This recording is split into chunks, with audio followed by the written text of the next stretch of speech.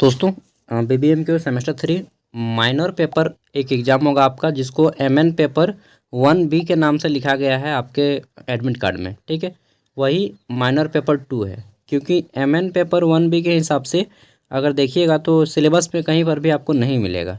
एक वो है एमएन पेपर 1 जो कि सेमेस्टर 1 के लिए है। ठीक है, और उसके बाद एमएन पेपर 2 यानी कि माइनर पेपर 2 आपका सेमेस्टर 3 में है, ये आपको पढ़ना है। ठीक है, तो जितने भी लोगों का एग्ज़ाम है सबको देख लीजिए सिलेबस और क्वेश्चन। यहाँ से मैंने कुछ सेट किए, लिखते लिखते थक गया उस टाइम पे, सोचा यार कितना क्वेश्चन लिखूँगा, लगभग बहुत बड़ा सिलेबस है आपका। ठीक है, तो चलिए जानते हैं पढ़ना क्या है और क्वेश्चन किस टाइप से आएंगे।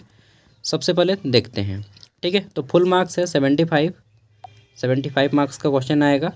पास करने के लिए आपको कितना नंबर लाना होगा? 30 नंबर। ठीक है, और इंटरनल 25 का होगा, जिसमें से लाना होगा आपको 25 में कितना, तो 10 नंबर। 30 और 30 इसमें 75 में आपको लाना होगा 30 और इंटरनल 25 में 10। सब पेपर में जितना पेपर ये सब होता है कुल मिला के 40 नंबर लाना होगा। ठीक है, चलिए देख लेते हैं। तो आपके जो क्वेश्चन आएंगे वो आप जानते ही हैं, 5 मार्क्स वाले 2 रहेंगे, 1 मार्क्स वाले 5 रहेंगे और बाकी सभी 15 मार्क्स के होंगे। ठीक है, देखिए यहाँ पे आपको पढ़ना क्या है, सबसे मेन चीज़ ये है। और आपको पढ़ना है यह वाला कि हिस्ट्री ऑफ इंडिया। ठीक है, फ्रॉम 650 से लेकर के 1707 ईस्वी तक का। अब इंग्लिश में है तो मैंने इसको हिंदी में ट्रांसलेट करके दे दिया है, unit 1, unit 2, unit 3 and unit 4। ठीक है, देखिए यहाँ पे सजेस्टेड बुक है, लेकिन बुक तो आप लोग पढ़ते नहीं हैं। देखिए सबसे पहले यहाँ पे हिंदी मैंने कर दिया है, कुछ क्वेश्चन भी मैंने कर दिए हैं, इंपॉर्टेंट है नीचे में। उसके अलावा भी बहुत सारे क्वेश्चन बनेंगे। 650 से लेकर के 1707 तक का इतिहास।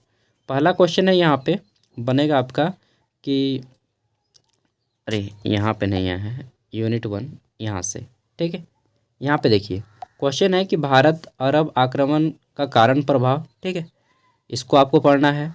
मतलब यूनिट 1 और यूनिट 2 से मैंने क्वेश्चन बना दिए हैं, यूनिट 3 से मैं आपको बता देता हूँ। ठीक है, क्योंकि यूनिट 3 से मैंने क्वेश्चन नहीं बनाया है, बस यूनिट 1 और यूनिट 2 से 10 क्वेश्चन बनाया है, जिसमें से पक्का है आपके यहाँ से तो 3 क्वेश्चन मैच करेंगे 10 में। ठीक है, क्योंकि इतना बड़ा सिलेबस है ना कि अगर लिखूँगा तो कम से कम 20 क्वेश्चन बन जाएगा। ठीक है, इसलिए यहीं पर बता देता हूँ आपको।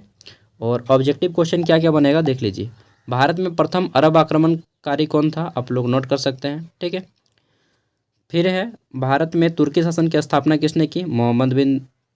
कुतुबुद्दीन ऐबक ने। ठीक है, गुलाम वंश की स्थापना किसने की? कुतुबुद्दीन ऐबक ने। इसका भी पूछा जा सकता है। ठीक है, फिर कुतुबुद्दीन ऐबक के बाद इल्तुतमिश को जानना है आपको, जो कि कुतुब मीनार का काम पूरा किया था। कुतुब मीनार का काम शुरू किया था कुतुबुद्दीन ऐबक ने और इल्तुतमिश ने पूरा किया। ठीक है, भारत की प्रथम महिला क्या बोलते हैं उसको, भारत की प्रथम महिला शासिका रजिया सुल्तान होती है। ठीक है, और फिर है हमारा बलवन, जिसने लौह और रक्त की नीति अपनाया था। ठीक है, इसका राजत्व का सिद्धांत आपको जानना है, बलवन का राजत्व का सिद्धांत। नेक्स्ट है हमारा यहाँ पे अलाउद्दीन खिलजी। इससे संबंधित क्वेश्चन आता है कि अलाउद्दीन खिलजी के बाजार नियंत्रण नीति को बतलाएं, या बाजार नियंत्रण की नीति किसने अपनाई? अलाउद्दीन खिलजी ने। ठीक है, घोड़े दागने की प्रथा किसने शुरू की? ये भी क्वेश्चन आता है। साम्राज्य प्रशासन, इसमें लंबा क्वेश्चन बनता है। ठीक है, कि अलाउद्दीन खिलजी की साम्राज्य प्रशासन और बाजार नियंत्रण नीति को बताइए। ठीक है, नेक्स्ट क्वेश्चन आता है हमारे यहाँ पे तुगलक वंश। तुगलक वंश में आपके 3 गो शासक हैं विशेष रूप से, मोहम्मद बिन तुगलक, ठीक है, फिरोज शाह तुगलक और आपका है मोहम्मद बिन तुगलक, फिरोज शाह तुगलक और एक नहीं दिया है ना, गयासुद्दीन तुगलक। तो देखिए मोहम्मद बिन तुगलक ने तुगलक वंश की स्थापना की है। ठीक है, इसके बारे में जानना है विशेष रूप से। फिरोज शाह तुगलक के बारे में भी जान लेना है, इनका सुधार के बारे में, क्योंकि फिरोज शाह तुगलक का सुधार क्वेश्चन आता है। फिरोज शाह तुगलक एक ऐसा शासक था जो कि ब्राह्मणों पर भी जजिया कर लगाया था, ये क्वेश्चन आता है ऑब्जेक्टिव के रूप में। नेक्स्ट है विजयनगर साम्राज्य। ठीक है, और बहमनी साम्राज्य से रिलेटेड क्वेश्चन। विजयनगर साम्राज्य की स्थापना किसने की? तो हरिहर और बुक्का राय नामक 2 भाइयों ने 1336 ईस्वी में किया था। ठीक है, और बहमनी साम्राज्य के बारे में भी क्वेश्चन आता है। विजयनगर साम्राज्य के सबसे प्रसिद्ध राजा कौन थे? तो कृष्णदेव राय। अमुक्त माल्याद नाम के एक ग्रंथ का रचना की थी इन्होंने।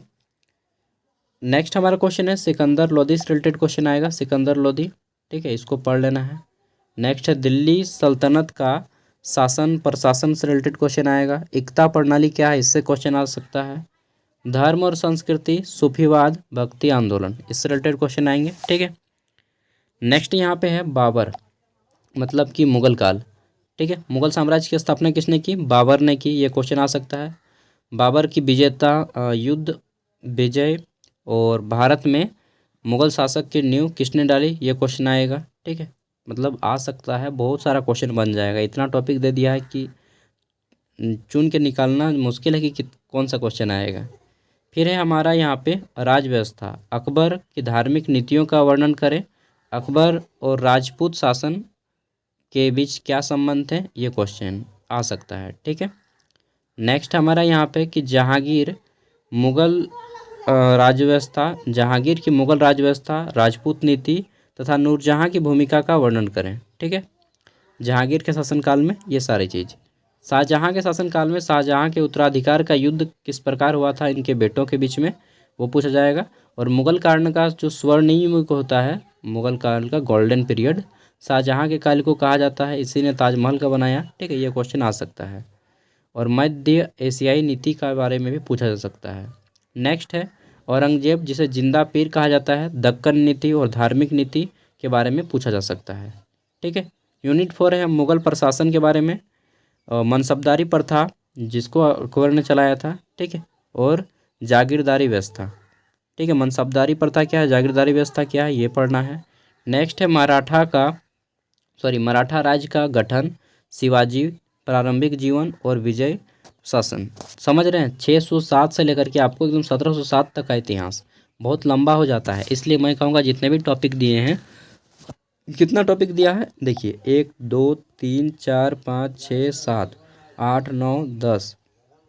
ठीक है, उसके बाद देख लेते हैं, तो है आपका 11 12 13 14 15 15 और है क्या, नहीं 15 का टॉपिक है दोस्तों। इन सभी टॉपिक पे 15 टॉपिक पे आप 50-50 वर्ड लिख लीजिए। कितना, 50-50 वर्ड। ठीक है, मतलब कितना हो जाएगा, 15×5 = 75, 750 वर्ड, 800 वर्ड, मतलब 4 6 7 8 10 पेज अगर आप लिख के जाइएगा ना, तो एक भी क्वेश्चन आपका घर से नहीं छूटेगा। ठीक है, घर से तैयारी करके जाइए, एग्जाम में एक भी क्वेश्चन नहीं छूटेगा। इसका हिंदी वाला PDF मैं दे रहा हूँ और यहाँ पे कुछ क्वेश्चन लिख दिया हूँ मैं, 10 क्वेश्चन, मतलब 2 टॉपिक से मैं तो लिख ही दिया, 2 टॉपिक से आपको लिखना पड़ेगा इस तरह से क्वेश्चन, और उसके बाद फिर आंसर गूगल से फाइंड आउट कर लीजिएगा। ठीक है, मैंने बता दिया सिलेबस, क्वेश्चन देख लीजिए। अब इसके बाद जो AC हिंदी का पेपर होगा उसका भी जल्दी से वीडियो दे दूँगा। उसके बाद अगर आपका कोई दोस्त हो तो उन तक भी वीडियो को शेयर कर दीजिएगा। बाकी मैथ का पेपर जिनका लिख लिए हैं बहुत अच्छा, और जो नहीं लिखे हैं उनका एक टेंशन बना हुआ है कि पेपर कैसा आएगा। बाकी मैंने डाल दिया है मैथ का पेपर कैसा आया था, उसको देख लीजिएगा थोड़ा सा। Thank you, bye.